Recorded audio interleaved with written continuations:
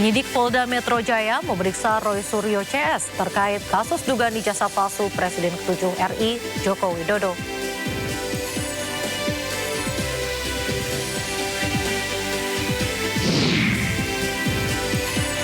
Sidang dugaan kasus korupsi impor gula oleh terdakwa Tom Lembong kembali bergulir.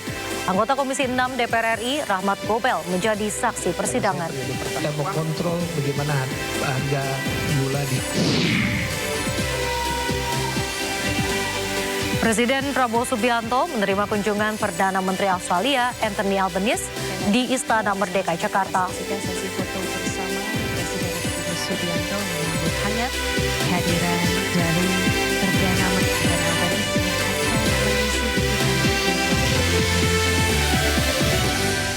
sama-sama kita saksikan. Halo pemirsa, Sindo Malam hadir dengan beragam informasi terkini tanah air serta mancanegara. Bersama saya Raisa Nadia, inilah Sindo Malam selengkapnya.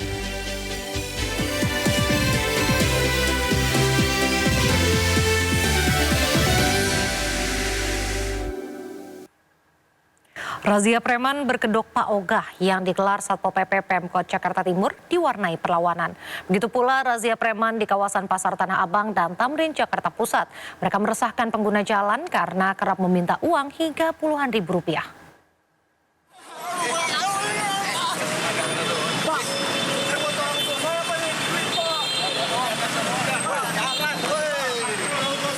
Pemuda ini berupaya kabur dan melawan petugas Satpol PP saat terjaring razia preman di Jalan Raya Bekasi, Cakung, Jakarta Timur, Rabu sore.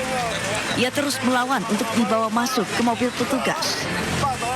Pemuda ini diamankan setelah aksinya melakukan pungutan liar bermodus Pak Ogah di jalur putar balik mengganggu ketertiban. Ia pun dibawa ke panti sosial untuk mendapatkan pembinaan lebih lanjut. Dalam razia, petugas Satpol PP juga menertibkan pedagang kaki lima yang masih nekat berjualan di trotoar Jalan Dr. Rajimak. Tentunya memberikan rasa aman dan nyaman kepada masyarakat bahwa difungsikan sesuai fungsinya, bahwa trotoar itu hanya diperbolehkan untuk pejalan kaki. Seperti itu.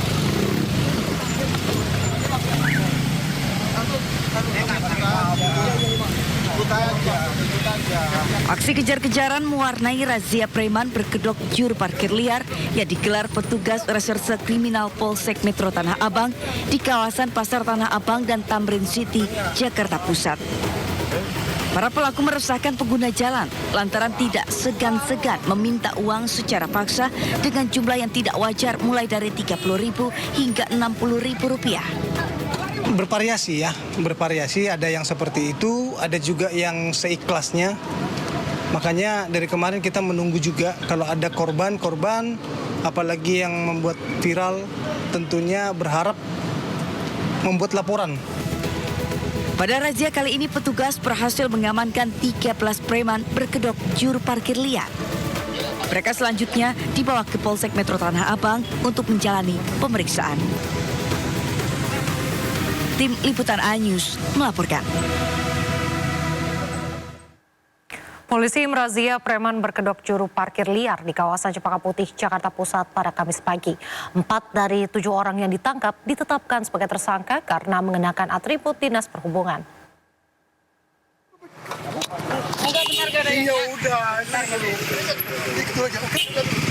Bentar dulu. Enggak, bukan yang enggak. Saya menitip dulu. Udah, diam.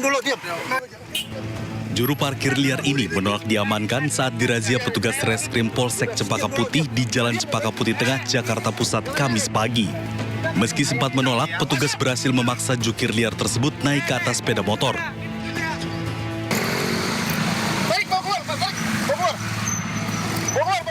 Sejumlah jukir lainnya yang mengetahui adanya razia langsung kabur hingga ada yang bersembunyi di dalam pusat kuliner. Selain mengamankan jukir liar tidak berseragam, petugas juga mengamankan 4 jukir liar yang mengenakan atribut Dinas Perhubungan. Anehnya lagi, dari keempat jukir liar didapati tiket retribusi parkir berlogo Dinas Perhubungan Unit Pengelola Perparkiran. itu telah mengamankan 7 orang juru parkir di wilayah Cempaka Putih. Dan saat ini dilakukan pemeriksaan bahwa orang tersebut ada 7 orang, 4 orang dijadikan atau unsur sebagai tersangka, 3 orang untuk pembinaan. Pasal apa yang tersangka 4 orang itu? Untuk pasal disangkakan adalah 378 KUHP karena modusnya adalah bahwa orang tersebut menggunakan atribut dan menggunakan kartis parkir. Razia Berantas Jaya 2025 sengaja digelar mengingat banyaknya preman berkedok juru parkir liar yang kerap meminta uang parkir secara paksa dengan jumlah yang tidak wajar.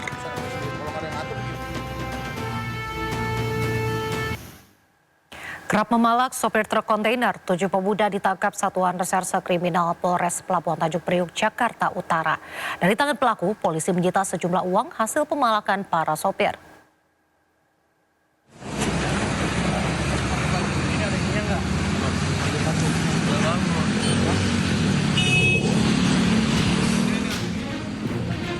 Satuan Reserse Kriminal Polres Pelabuhan Tanjung Priok mengamankan 7 orang diduga preman yang kerap melakukan aksi pemalakan terhadap sopir truk kontainer.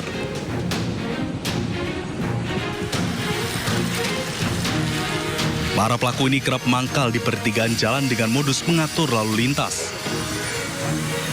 Di antara 7 pemuda ini ada pula pelaku bajing loncat atau bajilu yang melakukan pencurian dari barang muatan truk. Ini sampai dengan saat ini kami sudah berlangsung selama 4 hari. Total sudah ada sekitar 7 orang yang kita amankan.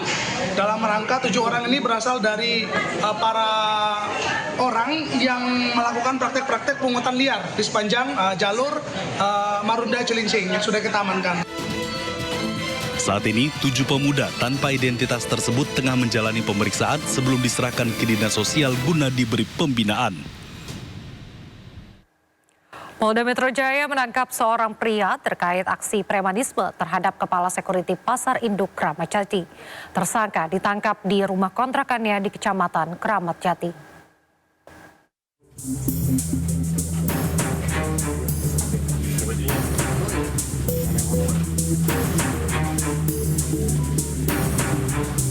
Salah satu terduga pelaku aksi premanisme dan intimidasi terhadap Kepala Keamanan Pasar Induk Kramat Jati, Jakarta Timur yang juga seorang purnawirawan Polri adalah seorang pria berinisial PP.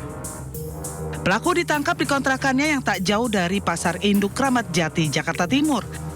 Dari hasil pengembangan, petugas kepolisian dari tim Resmo Polda Metro Jaya dan Polsek Kramat Jati juga menangkap 5 orang lainnya. Hingga totalnya menjadi 6 orang yang berhasil ditangkap. Tetapi Polda sudah mengambil alih LP tersebut dan Polda sudah menangkap oknum-oknum tersebut. Ada berapa Pak yang diamanin Pak? 6 orang yang diamankan Polda Metro Jaya, Krimum Polda Metro Jaya. Oke, 6 orang Pak. Selain intimidasi ada perlakuan fisik nggak Pak? Pemukulan atau sebagainya? Laporan ya, Chief Security laporan pada kami itu kami kenakan pasal 335. Sebelumnya, viral di media sosial aksi premanisme dan intimidasi terhadap purnawirawan Polri di area Pasar Induk Kramat Jati, Jakarta Timur.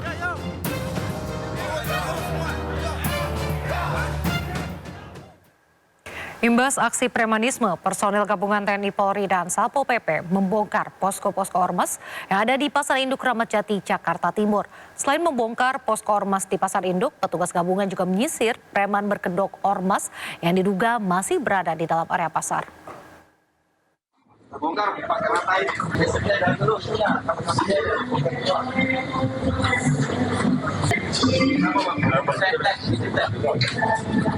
Posko Ormas BPPKB Banten yang berada di Pasar Induk Kramat Jati sebagai tempat istirahat para preman yang melakukan aksi premanisme di Pasar Induk Kramat Jati, Jakarta Timur dibongkar oleh Polsek Kramat Jati bersama sejumlah jajaran PD Pasar Jaya. Pembongkaran juga dilakukan untuk menghilangkan berdirinya ormas yang dianggap meresahkan para penghuni pasar, terutama para pedagang. Dalam pembongkaran tersebut tidak ada satupun anggota Ormas, yang ada hanya terdapat sejumlah atribut Ormas tersebut. Kita untuk mencari preman-preman yang ada ini, ormas yang ada di Pasar Induk, malam ini nihil ya, kita sudah sisir ya, dari blok ke blok ya. Dan malam hari ini juga perintah pimpinan kita untuk membongkar pos-pos ormas yang ada di Pasar Induk. Jadi diperintahkan pada pimpinan tidak ada lagi pos-pos ormas yang berada di Pasar Induk. Bentuk respon cepat ya dari teman-teman untuk bisa menyajikan pasar ini aman dan nyaman tentunya gitu ya. Karena ini adalah bentuk tindak lanjut dari beberapa hari yang lalu ada keluhan-keluhan masyarakat terkait keberadaan ormas-ormas tersebut. Kamu siapa? Kamu itu maksudnya apa? Kamu mengatakan nama siapa? Siapa yang tahu? Kamu berada di sini mengatas nama siapa? Ini perintah gua anu, perintah siapa? Ini gua belnya. Ayo. Yo. Pembongkaran ormas ini dilakukan menyusulnya adanya kasus dugaan premanisme dan intimidasi yang dilakukan anggota ormas yang berada di area Pasar Induk Kramat Jati. Pembongkaran posko ormas bersama petugas gabungan Polri, TNI, dan Satpol PP merupakan respon terkait aksi premanisme yang ada di lingkungan Pasar Kramat Jati yang dilakukan oleh ormas. 65 orang preman berkedok anggota Ormas yang kerap meresahkan di kawasan industri Kabupaten Karawang, Jawa Barat ditangkap Polres Karawang. Mereka diduga melakukan pemalakan, juga kerap meminta jatah rokok kepada pelaku usaha hingga pekerja proyek dan pengemudi di kawasan industri.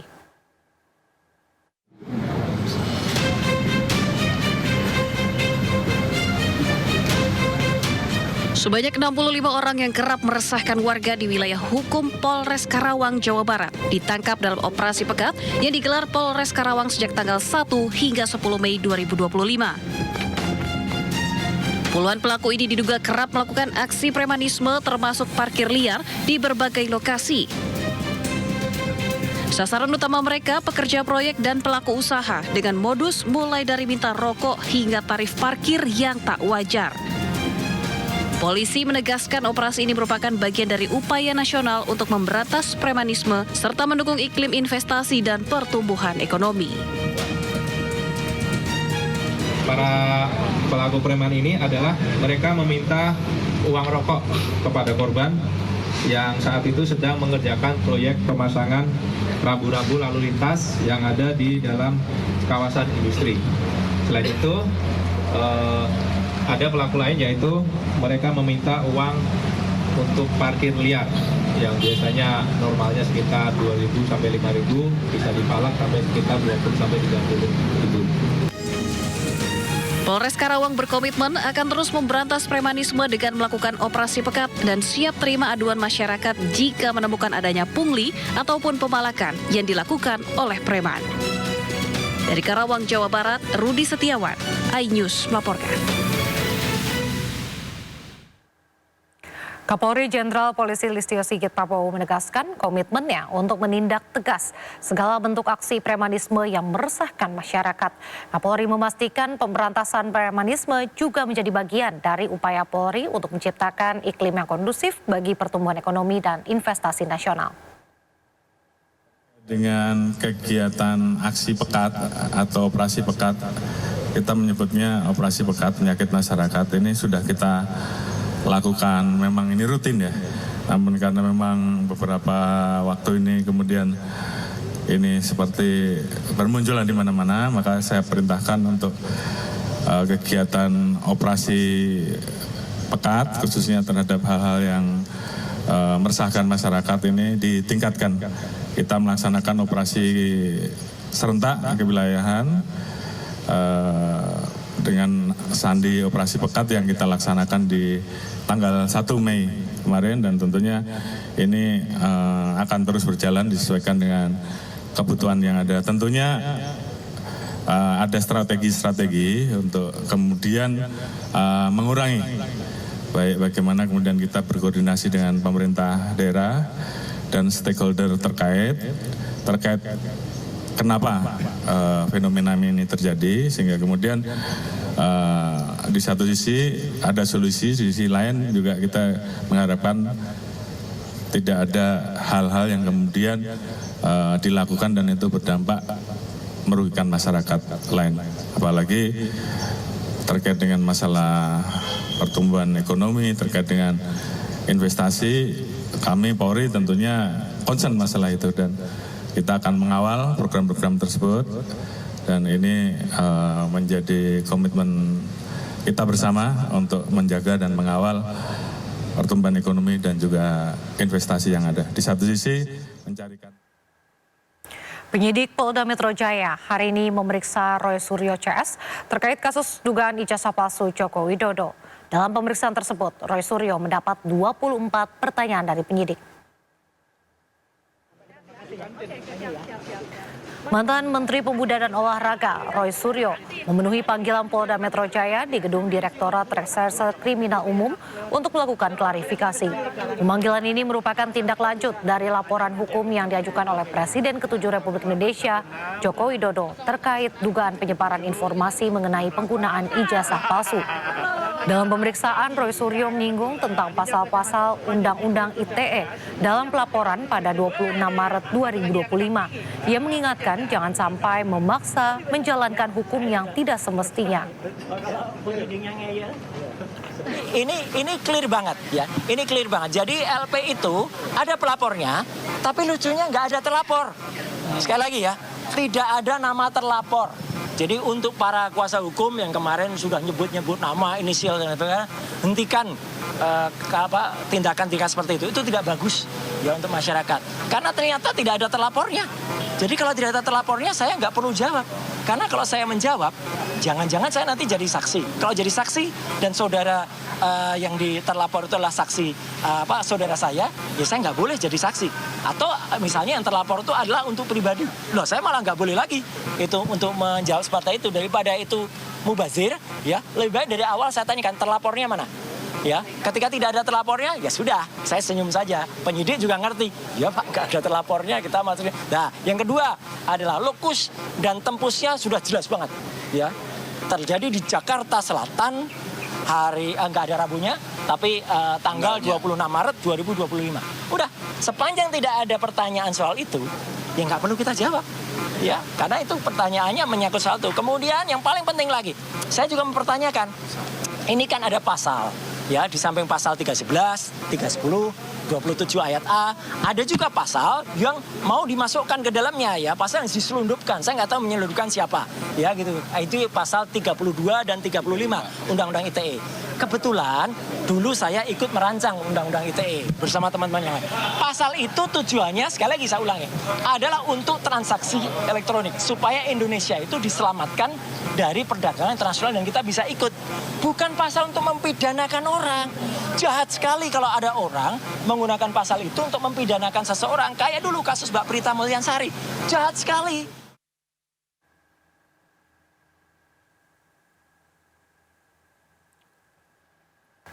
Pegiat media sosial Dr. Tifa juga hadir di Polda Metro Jaya didampingi sejumlah pendukungnya. Pemeriksaan Roy Suryo dan Dr. Tifa dilakukan secara terpisah.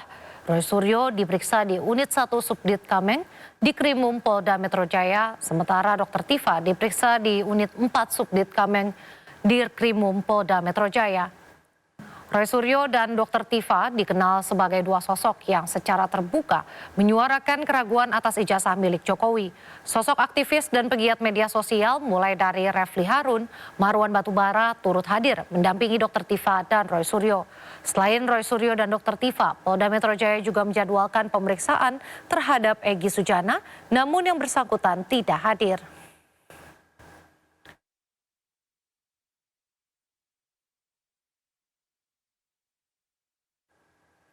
Kabid Humas Polda Metro Jaya, Kombes Ade Ari mengatakan pihaknya telah memeriksa 24 saksi dalam kasus ijazah palsu Jokowi. Selain itu penyidik juga telah menyita bukti berupa flash disk berisi tautan dan juga sejumlah dokumen. Sampai dengan hari ini setidaknya ada 24 saksi yang telah diambil keterangan dalam tahap pendalaman di proses penyelidikan. Membuat laporan hingga saat ini ada beberapa barang bukti yang sudah diterima oleh penyelidik, antara lain ada 1 buah flash disk, berisikan 24 link, video YouTube, dan konten pada media sosial X, ya. Kemudian ada beberapa dokumen fotokopi ijazah, kemudian ada printout legalisir, dan juga ada fotokopi cover dari skripsi. Presiden kelima Republik Indonesia yang juga Ketua Umum PDI Perjuangan Megawati Soekarno Putri ikut berkomentar soal tudingan ijazah palsu Joko Widodo. Hal tersebut disampaikan Megawati dalam acara peluncuran buku di Badan Riset dan Inovasi Nasional atau BRIN.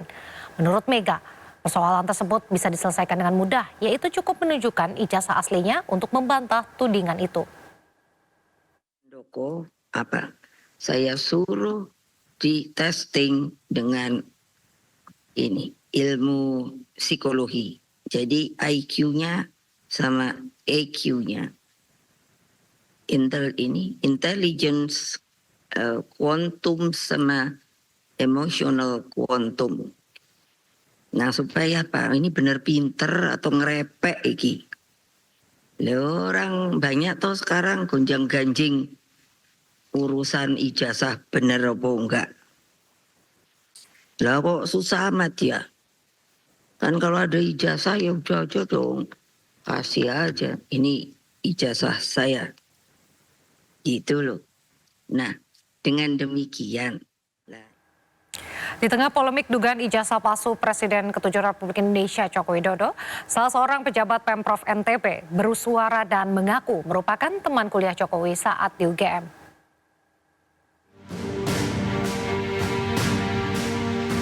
Andi Pramaria merupakan salah seorang pejabat widyaswara di kantor Balatkop UKM Provinsi NTB yang secara mengejutkan mengaku satu alma mater dengan Jokowi. Tidak hanya itu, mantan Kadis Kehutanan Pemprov NTB di era TGB Zainul Majdi tersebut menyatakan siap menjadi saksi sejarah atas perkuliahan Jokowi. Ia menegaskan mengenal sosok Jokowi karena merupakan teman satu angkatan saat berkuliah di Universitas Gadjah Mada. Apakah Pak Jokowi itu benar temannya Bapak sebenarnya? Saya teman, gitu kan. Satu fakultas nih. Satu fakultas, satu angkat. Dengan Pak Jokowi. Kalau jurusannya beda. Kan gini, kalau di Fakultas Kehutanan UGM itu sebenarnya tidak ada jurusan. Kita mengaku jurusan itu karena kita itu memilih sendiri. Jadi misalnya Pak Jokowi konsentrasinya pada teknologi kayu ya memang dia akhirnya ngakunya jurusan teknologi kayu. Kalau saya ngakunya jurusannya apa silvikultur karena saya pengennya itu dan saya memilih mata kuliah yang memang mengarah ke sana. Berarti saat kuliah dulu sering berinteraksi dengan Pak Jokowi? Sering lah, namanya seangkatan apalagi tahun pertama, kedua itu kan biasanya masih pelajaran dasar kan masih paket, masih sama-sama terus. Ya, wisuda bareng ya. Kendati demikian, Andi mengatakan tidak mau terseret dalam persoalan hukum dugaan ijazah palsu Jokowi. Dari Mataram, Nusa Tenggara Barat, Hari Kasidi, iNews melaporkan. Polemik tudingan ijazah palsu Presiden ke-7 Republik Indonesia Joko Widodo terus bergulir. Dosen pembimbing akademik Jokowi juga digugat ke Pengadilan Negeri Sleman.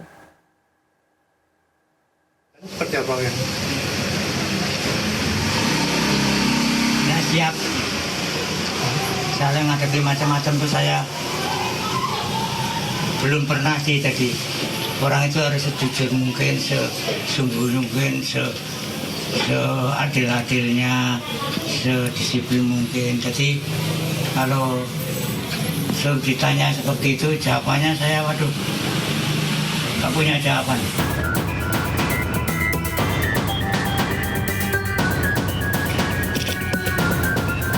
Tidak siap. Itulah yang disampaikan dosen pembimbing akademik Jokowi, Kasmujo, menghadapi gugatan yang malah dituduhkan kepadanya terkait ijazah Presiden ke-7 RI Joko Widodo. Menghadapi kasus ini, Kasmujo menyerahkan sepenuhnya kepada Fakultas Kehutanan UGM. Oke, segala sesuatunya terkait Pak apakah itu urusan ijazah atau urusan perdata atau urusan sebagai wakil untuk memberi penjelasan, semua dari fakultas sudah bilang semua nanti suruh ke sini Pak, nanti saya jawab semua. Namun, gugatan ini sudah terregister di PN Sleman 5 Mei 2025. Sidang perdana gugatan digelar di Pengadilan Negeri Sleman 22 Mei 2025 mendatang. Dari Sleman, Yogyakarta, Heru Trijoko, iNews melaporkan.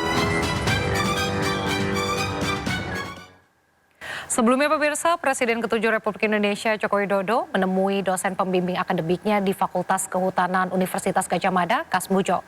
Pertemuan berlangsung di kediaman Kasmujo di wilayah Sleman, Yogyakarta.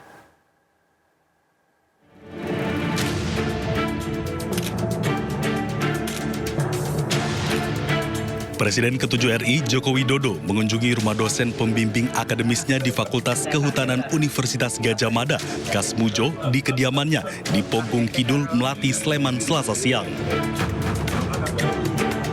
Video pertemuan ini diunggah Jokowi melalui akun media sosial pribadinya. Keduanya berbincang selama 45 menit terkait masa-masa saat Jokowi menempuh pendidikan di UGM dulu. Jokowi juga menyampaikan kedatangannya untuk menawarkan bantuan tim hukum kepada Kasmujo atas gugatan yang dilayangkan perihal tudingan ijazah palsu. Ya, saya ke sana karena saya membaca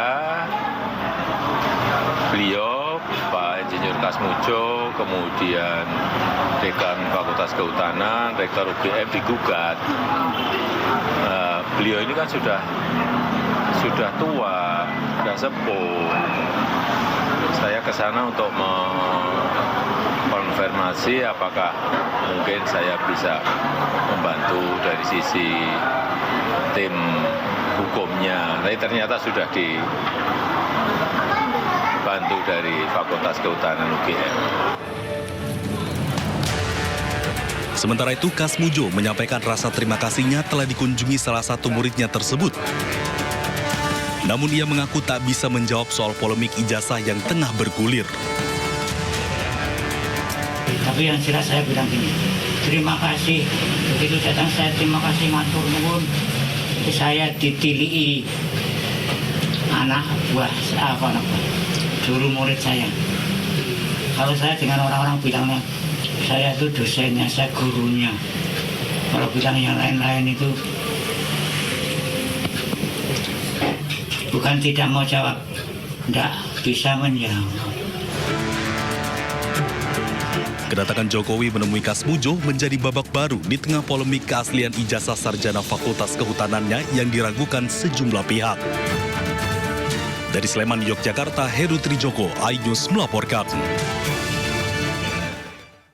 Usai kejadian ledakan amunisi di Garut, Jawa Barat, Komisi 1 DPR RI akan memanggil sejumlah petinggi TNI. Informasi selengkapnya usai jeda, tetaplah di Sindo Malam.